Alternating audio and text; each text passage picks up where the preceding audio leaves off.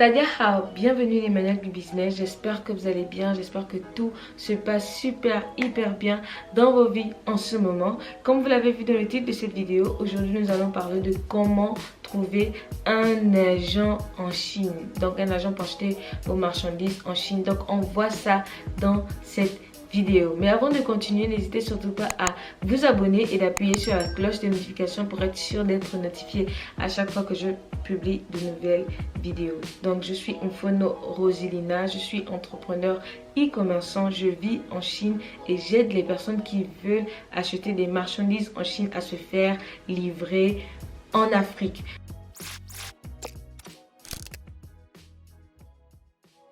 Donc aujourd'hui nous allons parler d'une problématique générale à tout ce qui est import-export en général.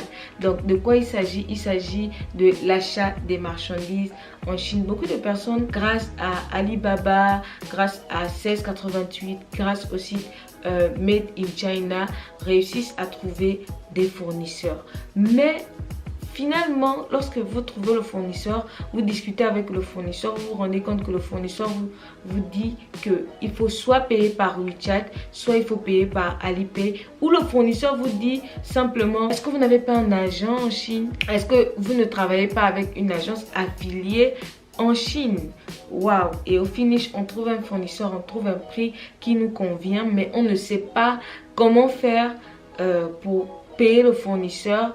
Voilà, donc c'est là où intervient l'agent. Donc on les appelle en général un agent de sourcing. Donc un agent de sourcing, qu'est-ce que c'est? C'est une personne qui vit en Chine, qui travaille en Chine ou pas en Chine, ça dépend des activités de chaque personne, mais c'est une personne qui vous met au contact des fournisseurs. Qu'est-ce que je veux dire par là? Soit il vous aide à trouver le produit, soit il vous aide à trouver le fournisseur, soit il vous aide à trouver la marchandise que vous avez, à l'expédier, à l'emballer et l'expédier. Il vous aide à remplir les conteneurs. En fait, il vous aide à faire la totale. En gros, l'agent, c'est la personne, il est vos yeux en Chine. Il est vos yeux, vos oreilles, il est votre toucher, il est votre odorat, tout en Chine. Tout ce dont vous avez besoin pour ouvrir votre magasin, ouvrir votre entreprise ou votre compagnie, l'agent est censé le faire pour vous. Mais c'est une problématique qui est vraiment beaucoup répandue. Donc pour toutes les personnes qui ne le savent pas, Chinois Mania est une agence de sourcing. Nous aidons les personnes qui veulent trouver des fournisseurs en Chine, qui veulent payer des fournisseurs en Chine mais qui ne savent pas comment faire pour payer les fournisseurs en Chine. Donc nous aidons toutes ces personnes là. Ou des fois il y a des personnes aussi qui ont trouvé le fournisseur, ont trouvé le moyen d'envoyer les marchandises, mais au finish, le fournisseur lui-même ne sait pas comment faire pour envoyer les marchandises. Parce que vous savez quoi? Il y a des fournisseurs qui ont la marchandise dont vous avez besoin. Ils savent de quoi vous avez besoin, mais ils ne savent pas comment faire pour envoyer les marchandises dans les différents pays. Et c'est là où intervient les agents de sourcing. Un agent de sourcing est censé être capable de vous trouver le cargo qu'il vous faut pour pouvoir envoyer la marchandise de chez le fournisseur à l'entreprise de cargo au conteneur pour pouvoir expédier vos marchandises dans le pays dans lequel vous vous trouvez. Donc c'est très important d'avoir un bon agent de sourcing, un très bon agent en Chine qui sait de quoi il parle et qui connaît son travail. Donc je vais vous donner dans cette vidéo quelques critères en fait d'agent de sourcing, c'est-à-dire que lorsque quelqu'un se présente à vous ou bien lorsque la personne vient vers vous en tant qu'agent, que vous avez cherché un agent tout simplement et vous l'avez trouvé, peut-être comme vous me trouvez là maintenant. Donc la première question que vous devez poser à la personne, c'est depuis combien de temps est-ce que tu fais le sourcing? Depuis combien de temps es-tu agent en Chine? C'est très important. Pourquoi? Tout simplement parce que entre une personne qui a commencé le sourcing, on va dire depuis 1 an, quelqu'un qui est agent en Chine depuis 1 an et quelqu'un qui est agent en Chine depuis 5 ans, son carnet d'adresse est différent et les informations que la personne peut vous donner sont différentes. Ça veut dire quoi? Ça veut dire que vous aurez certaines informations au niveau des prix des meilleures accessibilités au niveau des prix chez un agent qui est beaucoup plus expérimenté dans la chose qu'un agent qui est nouveau. Est-ce que ça veut dire que les nouveaux agents sur le marché ne savent pas ce qu'ils font ou ne connaissent pas leur travail? Non, ça ne veut pas dire ça. Ça veut tout simplement dire que leur carnet d'adresse est moins garni que quelqu'un qui travaille là-dedans depuis 10 ans. Donc, c'est tout simplement de ce qu'on parle. Donc, la deuxième question que vous devez poser à votre agent, c'est: est-ce que tu es spécialisé? Voilà. Dans quoi est-ce que tu es spécialisé?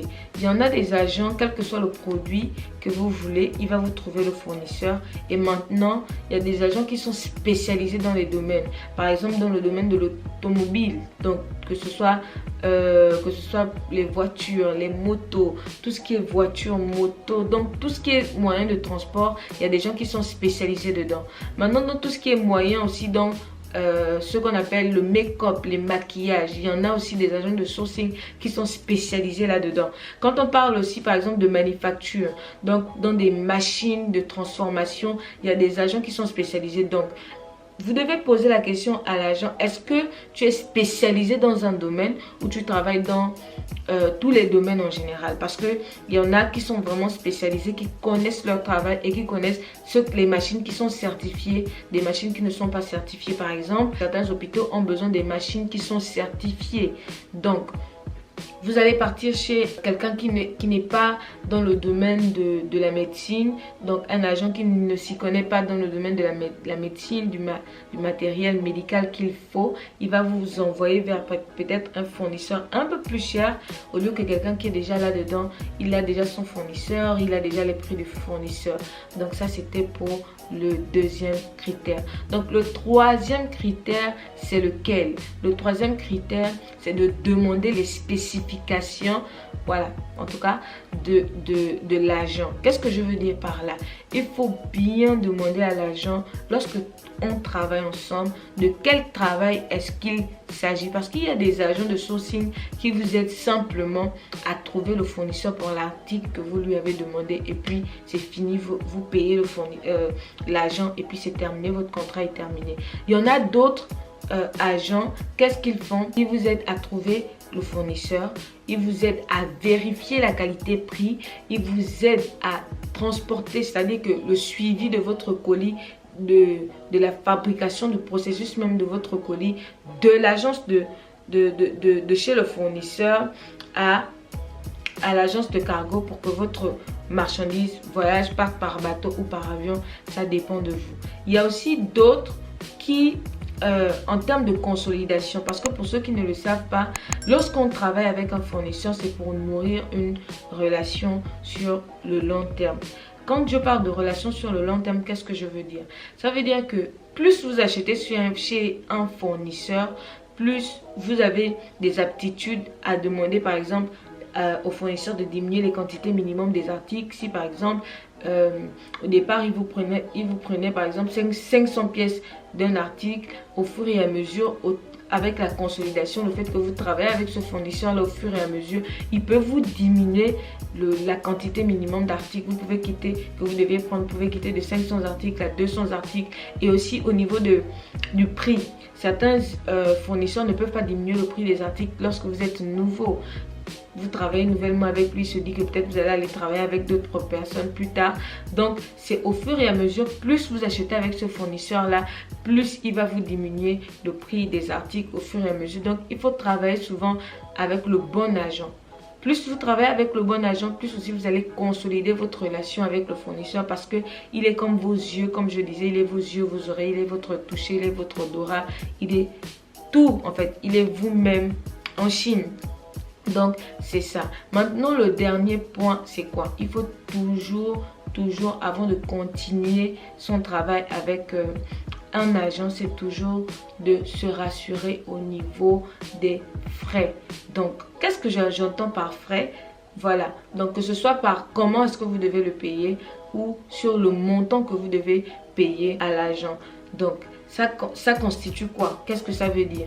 Ça veut dire qu'il y a certains agents qui préfèrent d'abord que vous payez le fournisseur directement sur le compte du fournisseur et vous le payez à part. Il y a d'autres agents qui prennent en termes de pourcentage. Il va vous dire si par exemple vous avez tel conteneur de marchandises ou si vous avez telle quantité de marchandises, je vais prendre tel taux de marchandises au moment où vous allez payer le fournisseur directement.